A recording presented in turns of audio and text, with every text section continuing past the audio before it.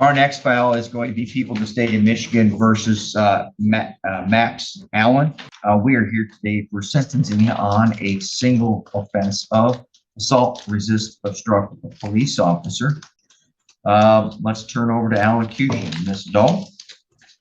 Your Honor, I ask the court to follow the recommendation. I don't believe probation is appropriate for this defendant in his history on probation. He was on probation when this offense occurred.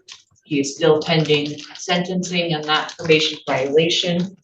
So I don't believe he's a good candidate for probation in this case. I do believe consequences should be given, and 180 days is appropriate for his conduct and his past. Thank you. All right, thank you. I was kind of taken aback, as was Mr. Allen, when we saw that the recommendation was for a 180-day jail sentence on a 0 to 17 guideline. I realized that in a manner of speaking, I suppose, his past conduct is weighed somewhat heavily in this as well. Because really, honestly, if we focus on the events of the night in question, yes, it was a charge of R&O. That's what he pled to. There was nothing physical. There was nothing dangerous to the officers. Can't think of a better word than simply his refusal to come out to allow them to arrest him on the existing warrant for the probation violation in Grand Traverse County. I think in the grand scheme of things, when we look at R&O, look at all the possibilities within that same statute. Obstruct, assault, abscond from. None of that occurred here. There was nothing dangerous that occurred to these peace officers who were obviously just doing their job. He simply didn't come out of the dwelling when they asked him to. That's it. So when you look at the guideline at 0 to 17, I guess my initial reaction should be, there's not much there, and he's already served a significant amount of jail time pursuant to this matter. For some reason, I believe there's an overemphasis here trying to make this situation, I could be accused of minimizing it, but I don't think so. I think I'm faithfully reciting the content of the narrative into something more dangerous and more substantial than it really is or ought to be. Was it the way we would have him conduct? No, of course not. Of course there should be a sanction. But 180 days seems like a very strident recommendation under those same facts and circumstances when you boil it all down. We understand he doesn't avail himself of the presumption of no jail here, perhaps, due to the fact, maybe plain and simple, that he was on probation at the time this occurred. That alone, I believe, would provide sufficient good cause for the court to impose a jail sentence. And I would say the court, in reality, probably should, but that jail sentence should be time served and no more. Thank you. No? I think I already made my argument. Sorry. I I've been going back and forth today trying to mix it up. Thank you. Sorry about that. Mr. Allen, you have the right to make a statement if you choose. Anything you wish to say? I think my attorney covered it greatly. There was no violence. There was no lewd actions, no disrespectful terms said, and it was a simple admire refusal of exiting the building. Thank you, Your Honor. Well, there might be a little bit of an oversimplification, right? So the officers were sitting out there watching the Buckley Bar area, which is it's a common intersection. People be traveling between Wexford and Grand Traverse County, plus the Buckley Bar, and leaving there. You never know what's going to happen. But you left the building, got into the vehicle. No, okay. Well, I'm going to say right now, it says in here, which is uncontested, and I therefore make a finding of the preponderance of the evidence. It says, Max then went into the building, came out, got into the F-250, started it. Then he got out of the truck and approached the patrol car. When Max was in the middle of the alley, both deputies got out of the patrol car and started speaking with Max while walking towards him. Deputies informed Max that he had a warrant for his arrest, and that is when he turned and began to run back towards the building. Deputies began to run towards Max and gave him loud verbal commands that they were police and he needed to stop. Max refused to stop, ran into the building, closed the doors behind him. He needed to exit the business and come out with them due to his warrant, but Max refused. He stated he did not have a warrant and he was not going with them. Deputy Ramirez informed Max that he didn't exit the building and follow their commands, he could get charged with resisting and obstructing. Max stated he didn't care. Deputies again informed Max to exit. It says vehicle, I think that meant building, and he refused. And that Ford F-50 250 he was driving had improper registration plates because it belonged to another vehicle. So the defendant, who back in 2024 had been on bond for, actually in 2024, he had a resisting arrest. It was reduced to a disturbing the peace up in Grand Traverse County. Then, about 5 months later, he picked up a drivable license suspended.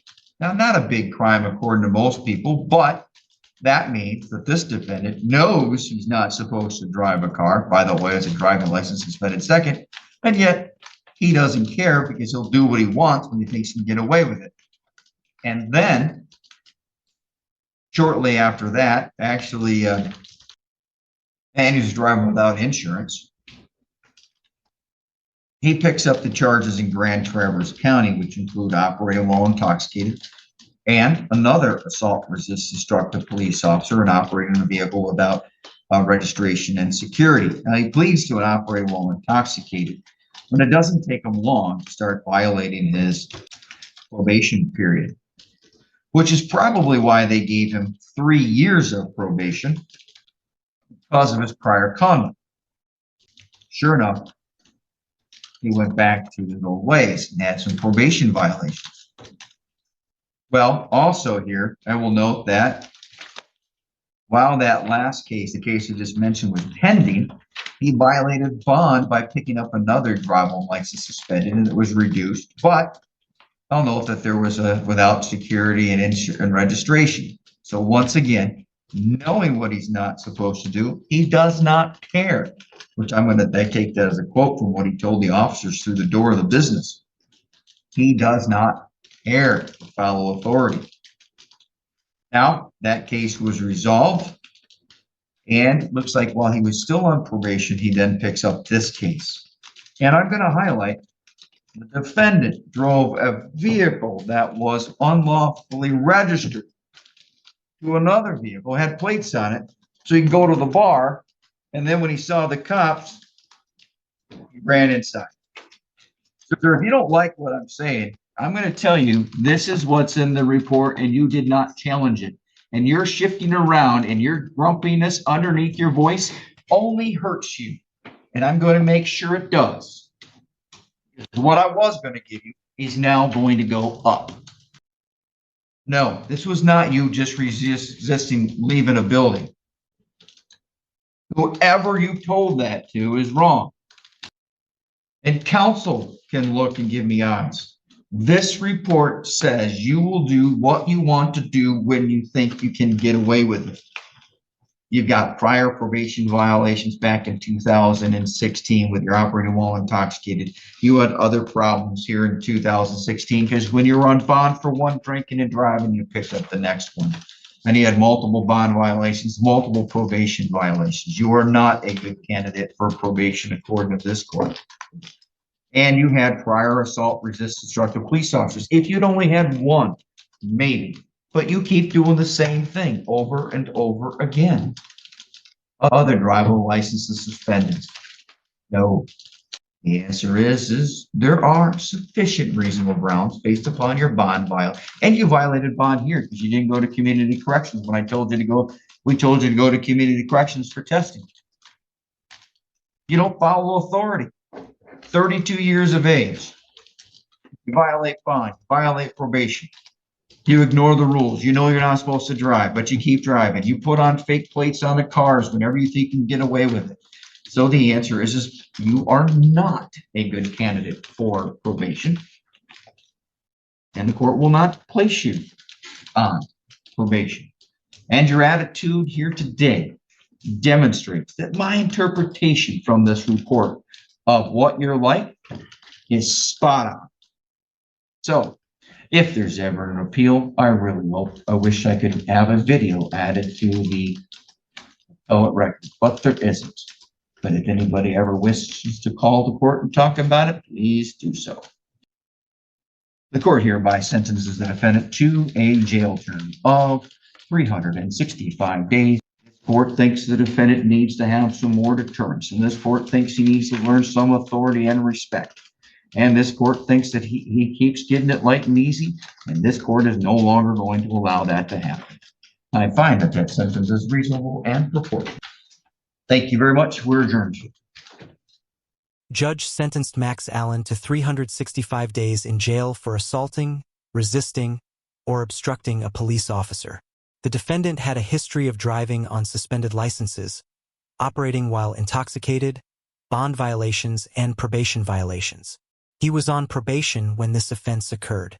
The judge noted that Allen told officers he didn't care and refused to come out of a building to be arrested on a warrant. The defense attorney argued the offense was minor, just a refusal to exit, but the judge read the police report and found it was a deliberate attempt to evade arrest.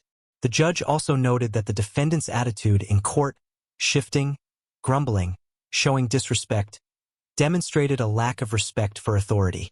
The judge said, "What I was going to give you is now going to go up." He sentenced Allen to 365 days, far more than the 180-day recommendation. The broader implication here is crucial. Demeanor matters in court.